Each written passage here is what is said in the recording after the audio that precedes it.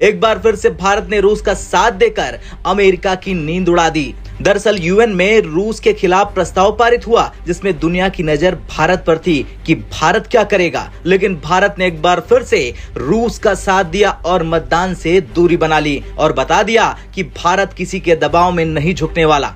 America sent its carrier group, of course with an aircraft carrier, to pressurise India. ये पाकिस्तान को 1971 की जंग जिताने के लिए अमेरिका ने सारे घोड़े खोल दिए थे।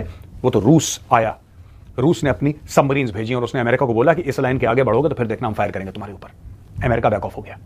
आज की तारीख में ये हमसे कहता है कि तुम रूस के हथियार क्यों खरीदते हो, तुम्हें नहीं खरीदने चाहिए, रशिया तुम्हारा रिलायबल पार्टनर नहीं है। दोस्तों, नेटो जो है वो चाइना और रशिया को तो प्रेशराइज कर रही है, लेकिन भारत का जिक्र उन्होंने नहीं किया। ये चीज बताती है कि सारे का सारा जो वेस्ट है वो किस तरह इंडिया को क्लीन चिट दे रहा है, या इंडिया से डरता है, या इंडिया से क्रिटिसिज्म नहीं कराना चाहता क्योंकि वो समझता है कि हमारे और बहुत सारे गोल। यहाँ पे अमेरिकन जो है वो परेशान थे कि मोदी साहब वहां पे इस सेंसिटिव मौके पर वहां क्यों। अब मोदी जी का जो रशिया में जाना था, उनके अपने रिजर्वेशंस हैं, उनके अपने फॉरेन पॉलिसी है।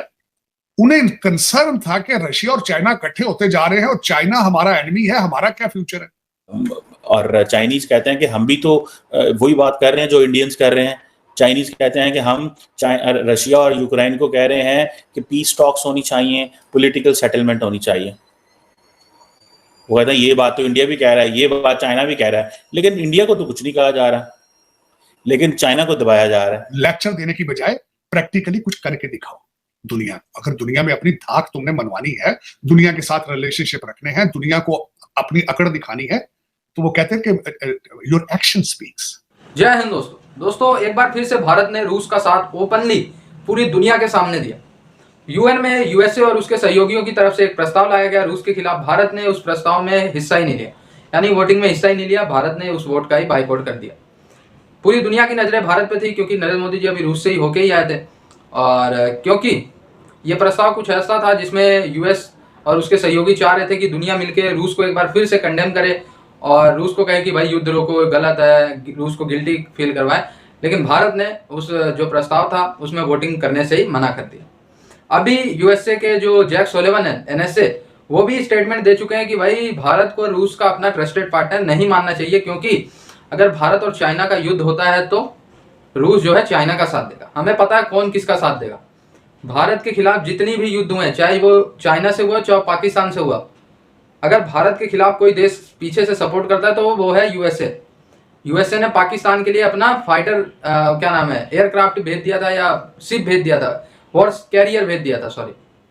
तो फिर उसको बचाने के लिए 71 में फिर रूस ने उधर से अपना शिप कैरियर भेजा। तो ये यूएसए किसी का नहीं है। लेकिन रूस के साथ भारत की गहरी होती दोस्ती पर अमेरिका आंखें तरेर रहा है।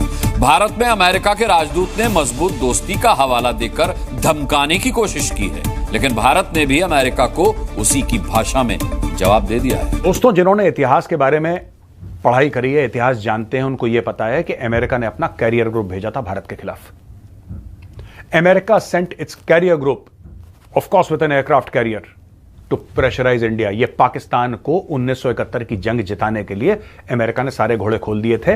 वो तो रूस आया, रूस ने अपनी सबमरीन्स भेजी और उसने अमेरिका को बोला कि इस लाइन के आगे बढ़ोगे तो फिर देखना हम फायर करेंगे तुम्हारे ऊपर। अमेरिका बैक ऑफ हो गया। आज की तारीख में ये हमसे कहता है कि तुम रूस के हथियार क्यों खरीदते हो, तुम्हें नहीं खरीदने चाहिए, रशिया तुम्हारा रिलायबल पार्टनर नहीं है।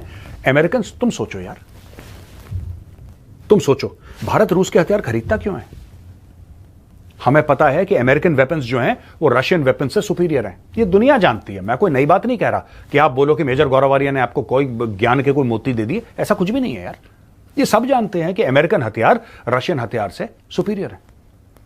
लेकिन आज की तारीख में आप आइसोलेशन में नहीं देख सकते कि आज 2024 की बात करो यार, पहले की बात क्यों कर रहे हो? ओ भाई, अगर हमारे पास 65% हथियार हमारी आर्म्ड फोर्सेस के रशियन ओरिजिन के हैं, उसका जिम्मेदार अमेरिका है। क्योंकि जब हमने अमेरिका से हथियार मांगे, हमने बोला हम खरीदते हैं, हमारे पास कम फंड्स हैं। मैं बात कर रहा हूं दोस्तों 50 के दशक की।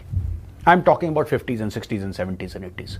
जब हमने अमेरिका से बोला कि हमें फाइटर प्लेन्स दो, हमें खतरा है पाकिस्तान से, हमें खतरा है चाइना से, आप हमें हथियार दो, अमेरिका ने मना कर दिया। अमेरिका ने एक डेमोक्रेसी, भारत जो उस वक्त भी दुनिया की सबसे बड़ी डेमोक्रेसी थी, चाहे उस समय पंडित नेहरू हो, ठीक है जी, चाहे लाल बहादुर शास्त्री हो, चाहे इंदिरा गांधी हो, चाहे राजीव गांधी हो, चाहे नरसिम्हा राव जी हो, चाहे कोई भी हो, जब भारत ने अमेरिका से हथियार मांगे, अमेरिका ने बोला नो। दुनिया की सबसे बड़ी डेमोक्रेसी, खुद जो डेमोक्रेसी का सबको पाठ पढ़ाता है अमेरिका, वो अमेरिका ने मना कर दिया भारत को कि हम तुम्हें हथियार नहीं बेचेंगे। क्यों? क्योंकि ये अपने छोटे बेटे, अपने गोद का बच्चा पाकिस्तान, जिसके यहां मिलिट्री शासन था, जिसके यहां डिक्टेटर थे, जिसके यहां आयूब खान था, जिसके यहां याहिया खान था, जिसके यहां ज़ियाउल हक था, जिसके यहां परवेज मुशर्रफ था, उनको हथियारों का अंबार लगा रहा था अमेरिका। आज अमेरिका हमें बोल रहा है वो रशिया डिक्टेटरशिप है, वो पुतिन गंदा आदमी है। यार देखो, सुनो, जो बुरे वक्त में काम आए वो अच्छा होता है, ठीक है? हमने कौन सा पुतिन के घर में जाके शादी करनी है? पर भाई, जब हम तुमसे हथियार मांग रहे थे, तुमने F-16 पाकिस्तान को दिए, ठीक है? हम खरीदना चाह रहे थे, तुमने हमें नहीं दिए। तुमने हमारे लिए सारे रास्ते ब्लॉक कर दिए। मैं अमेरिका की बात कर रहा हूं। तुम लोगों ने हमारे लिए सारे के सारे रास्ते ब्लॉक कर दिए। वहां पे पाकिस्तान अटैक कर रहा था, यहां से चीन अटैक कर रहा था। क्या करता भारत? कहां से लाता हथियार? अपनी भूमि की रक्षा करने के लिए वेपन्स चाहिए फौज को, और वो वेपन्स हमें रूस ने दिए। आज की तारीख में तुम कह रहे हो वो गंदे लोग हैं। आज की तारीख में तुम कह रहे हो यार पुतिन तो बहुत गंदा आदमी है। यार रशिया का तो किरदार ही खराब है, उसका कैरेक्टर ही गड़बड़ है। तुम्हारा बड़ा अच्छा था, तुम्हारा बड़ा अच्छा था।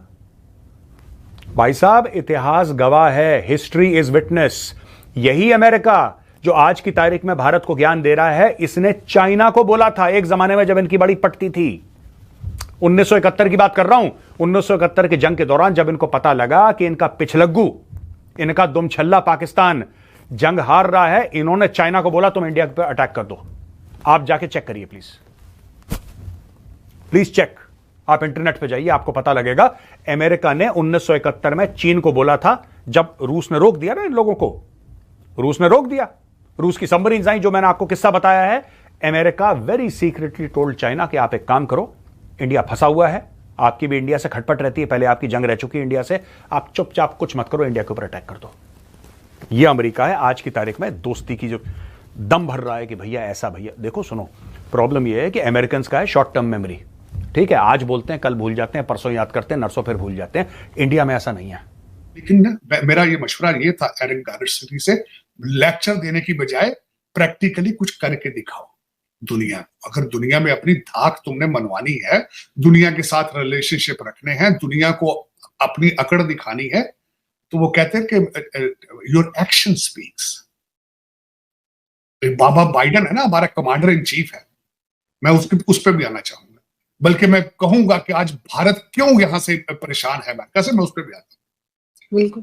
दूसरा जैक सुलिवन, दूसरा इस पे जो किया मैथ्यू मिलर साहब हैं स्टेट डिपार्टमेंट के, जो अक्सर अपनी प्रेजेंटेशन देते हैं, उन्होंने भी कह दिया जी हमने प्राइवेटली अपने एतराज जो है वो भारत को बता दिए हैं प्राइवेटली कि वी आर कंसर्न। हालांकि कोई उसका फर्क नहीं पड़ता, माइक मिलर साहब रोजाना आके इधर उधर की बातें करके चले जाते हैं, कोई उनको तवज्जो नहीं देता। तीसरा जो है जैक सुलिवन, जो कि NSA नेशनल सिक्योरिटी एडवाइजर है, उन भाईजान ने भी कह दिया, उन्होंने तो खासकर इंडिया का नाम लिया, उन्होंने कहा जी हम हर मुल्क जो रशिया से डील कर रहा है, बिलखुसूस इंडिया, हम उनको कहेंगे कि तुम जो रशिया पे बैट लगा रहे हो ये अच्छी बैट नहीं है। दोस्तों, भारत और यूएसए की जो साझेदारियां इस समय बढ़ रही हैं, वो इसलिए क्योंकि भारत भी एक बड़ी अर्थव्यवस्था है और यूएसए भी एक बड़ी अर्थव्यवस्था है, और अगर दो बड़ी अर्थव्यवस्था होती हैं तो उनका आपस में बिना ट्रेड किए चल नहीं सकता। आज के समय में आप देखिए, चीन और यूएसए की बहुत बड़ा विवाद है, लेकिन ट्रेड उनका भी चलता है, भारत और चाइना का भी ट्रेड चलता है, इसी तरीके से यूएसए और भारत का भी ट्रेड चलता है। और दूसरी बात यह कि 1% भारतीय ओरिजिन के लोग 10% यूएसए में टैक्स देते हैं, तो भाई क्यों ना भारत और यूएसए का इस समय रिलेशन मजबूत हो। रिलेशन इसलिए मजबूत हो रहा है, आर्या साहब ने आपको बताया होगा कि कितनी बार 1950 के दशक में, या जब भारत आज़ाद हुआ था उस समय की बात करें तो पाकिस्तान का साथ लगातार यूएसए दे रहा था।